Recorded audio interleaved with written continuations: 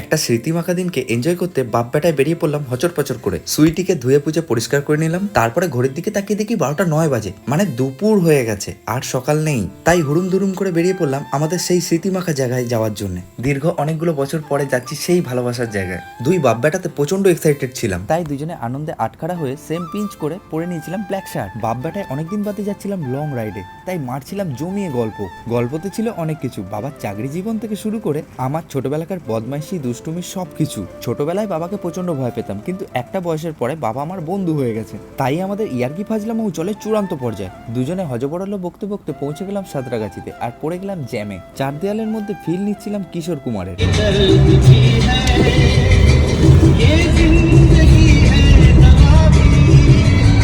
কিশোর কুমারের গান শুনতে শুনতে পৌঁছে গেলাম সেকেন্ড ব্রিজে। এসির ঠান্ডা হাওয়া খেতে খেতে সেকেন্ড ব্রিজের প্রাকৃতিক সৌন্দর্য দেখার মজাটাই কিছু আলাদা লাগছিল, তাই এদিক ওদিক দেখতে দেখতে আর কিশোর কুমারের গান শুনতে শুনতে পৌঁছে গেলাম রেড রোডে।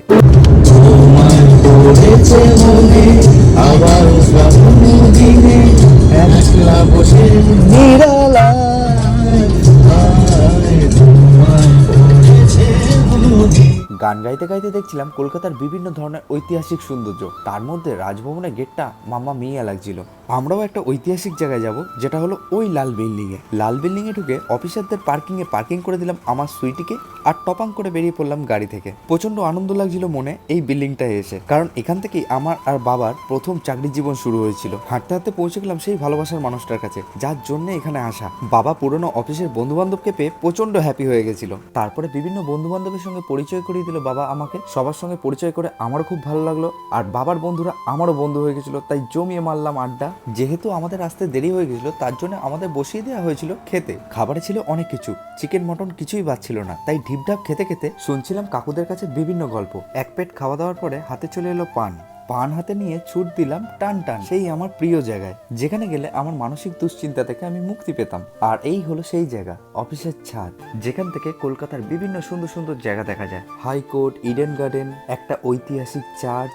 ছাদের ওপর থেকে অপূর্ব সুন্দর লাগছিল কলকাতার প্রাকৃতিক সৌন্দর্য দেখতে। মনে এতটাই আনন্দ পেয়ে গেছিলাম যে টাকফাটা রোদেও ছাদে এদিক ওদিক ঘুরতে ঘুরতে ঐতিহাসিক জিনিসের মজা নিচ্ছিলাম। তারপরে ইংরেজ আমলের সিঁড়ি দিয়ে হাঁটতে হাঁটতে চলে গেলাম স্যার উইলিয়াম ইয়ারস্কিনের কাছে। দেখলাম ওনাকে অনেক সুন্দর করে সংরক্ষণ করে রাখা আছে, তাই ওনাকে আর ডিস্টার্ব না করে বিল্ডিং এর পরিভ্রমণ করতে করতে পৌঁছে গেলাম ফেয়ারওয়েল পার্টিতে, যার জন্য এখানে আসা।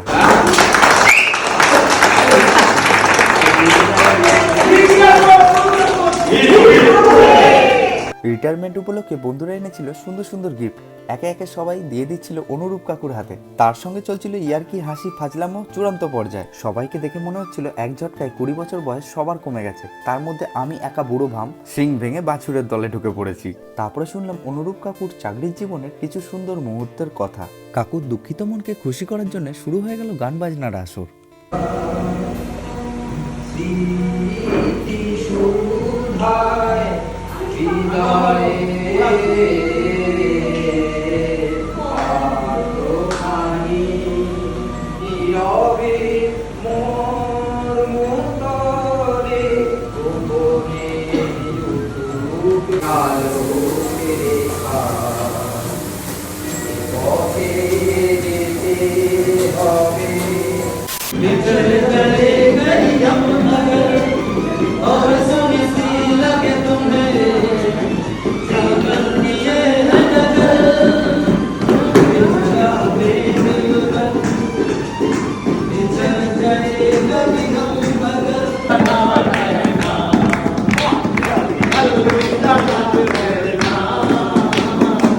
তারপরে শুরু হয়ে গেল কোলাকুলি পর্ব, ফটো পর্ব।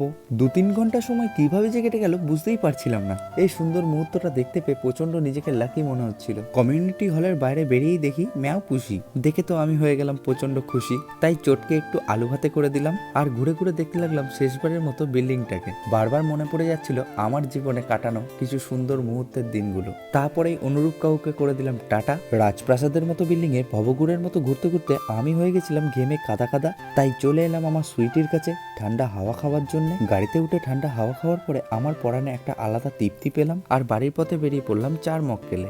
বাবা আর বাবার বন্ধুদের অফিস জীবনের বিভিন্ন কথা শুনতে শুনতে যাচ্ছিলাম বাড়ির পথে। একটু যেতে না যেতেই বারবার ফেসে যাচ্ছিলাম জ্যামে। অনেক কষ্টে জ্যাম জট কাটিয়ে সেকেন্ড ব্রিজে উঠেই দেখি এক অপূর্ব দৃশ্য।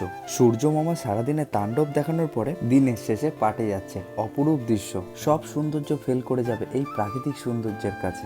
রাস্তায় যেতে যেতে কাকুদেরকে বাড়িতে হোম ডেলিভারি দিতে দিতে বাড়ির দিকে যাচ্ছিলাম। ভোটের মার্কেটে রাস্তায় ছিল প্রচন্ড পরিমাণে জ্যাম। গাড়িতে ক্ল্যাচ ব্রেক করতে করতে পায়ের অবস্থা হয়ে গেছিল প্রচন্ড খারাপ। তাই পাকে রেস্ট দেওয়ার জন্য দাঁড়িয়ে পড়লাম শিবম ধাবাতে। আর বাপ বেটায় মিলে নিয়ে নিলাম একটু চায়ের সেবা, চিয়াস করে। তারপরেই দেখা হয়ে গেল মহাদেবের সঙ্গে। মহাদেব ধ্যানে মগ্ন থাকায় বেশি ডিস্টার্ব না করে চলে গেলাম সুইটির কাছে। আর সন্ধ্যের ফুরফুরে হাওয়া খেতে খেতে আর গান শুনতে শুনতে চলে এলাম বাড়িতে। বন্ধুরা, তোমাদের ভিডিওটা কেমন লাগলো অবশ্যই জানিও। আর ভালো লাগলে লাইক কমেন্ট সাবস্ক্রাইব করতে একদম ভুলো না যেন। টাটা।